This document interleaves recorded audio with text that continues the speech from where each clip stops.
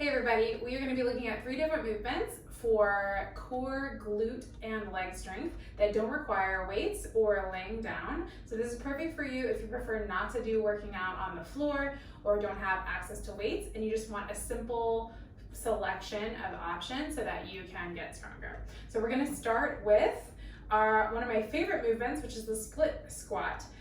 For all of these movements, I have a chair. If you need any balance help, this is perfect for you. You can also use a wall, but I'm going to use a chair so that I can face you directly.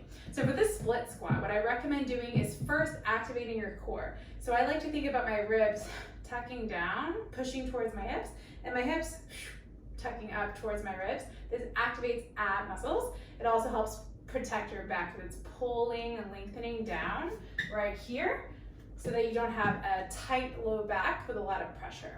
So from here, we've found our kind of equilibrium. We're gonna take a big step forward with one leg and a big step back with the other leg. Now when you're doing this, your back heel is gonna be up away from the ground. So you can see that, I'm pushing through the toe.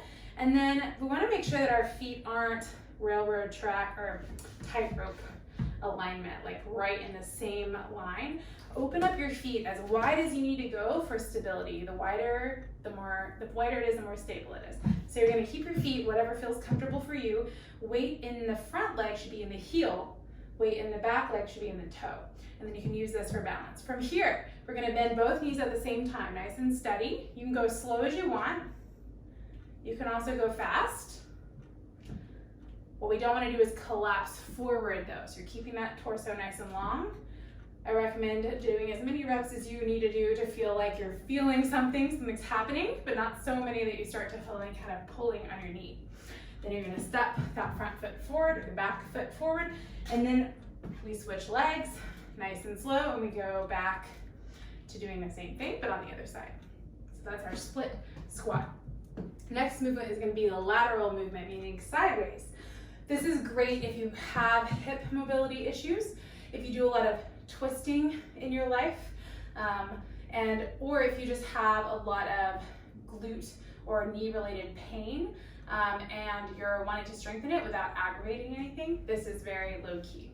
So with this one, you're going to be standing on one leg, so we do have to work on balance. So first, activate your core, tuck the ribs, pull the hips up, pull this zipper up. I like to imagine I have this invisible zipper zipping up my ab muscles, so pulling everything towards the center line of the body. And then from there, we just lift the leg. Now, if we weren't engaged, what would happen is hips would sag, we might lean over. So what we're trying to do is keep everything contained, meaning active and strong, and then just lifting the leg doesn't really do much. It doesn't feel crazy. From here, we're going to extend the foot out and in, leading with the heel. So big squeeze through the side of the leg. I like to flex my foot so I can really feel it in those lower abdominals. And you should mostly feel things happening in the back of your hip, not in the front of your leg. So what we're not doing is going as high as we can, leading with the leg. We're leading with the heel and squeezing the outside. When you're done with this side, you just turn around and do the exact same thing on the other leg. So that's our lateral leg raise, standing.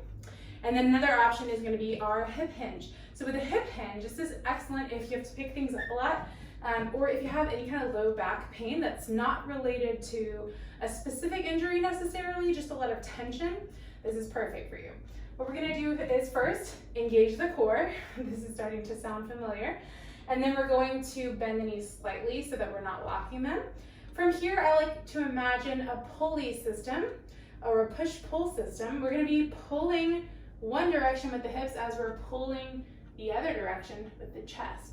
Then we're going to be pushing one direction with the hips as we're pushing the opposite direction with the chest. So we inhale forward, and you can use the wall or the chair here, keeping the back flat, and then exhale, come back to neutral. A couple things to work on here. Make sure your shoulder blades are squeezed back, so you're sticking your chest out proud, and so that when you come forward, even if your hands are here, it's possible that you might collapse. So we're trying to not collapse, we're trying to keep the back flat as we stick the hips out, and then exhale, push through the heels to stand up tall. Inhale forward, exhale, stand up tall. When we get to the top, we're not hyper arching the back, keeping the back neutral. And those are our 3 movements. Now, you could do any one of these in isolation, just for fun, just to work on it. You can also turn it into a lower body workout if you want. If you want to do that, I recommend doing as many reps as feels like a challenge for you without causing pain. And I don't mean like this sore, I'm using my muscles pain, I mean like stabby injury type of pain. We don't want that. Most people feel good doing somewhere between 8 and 15 reps of each of these things if there's no weight present. So I recommend maybe aiming for 8 and then going beyond if it feels good for you. You can do them back to back. So you could start with the split squats, then do the lateral leg raise, then do the hip hinge, and then go back all over again. Or you could do all of your reps for one movement, like maybe 10 reps of split squats, take a break, do another 10 reps of split squats, take a break. It's up to you. It just depends on what feels good for you, how much time you have, or what your focus is. So try these out, let me know what you think, and comment below. Thanks. Have a great day.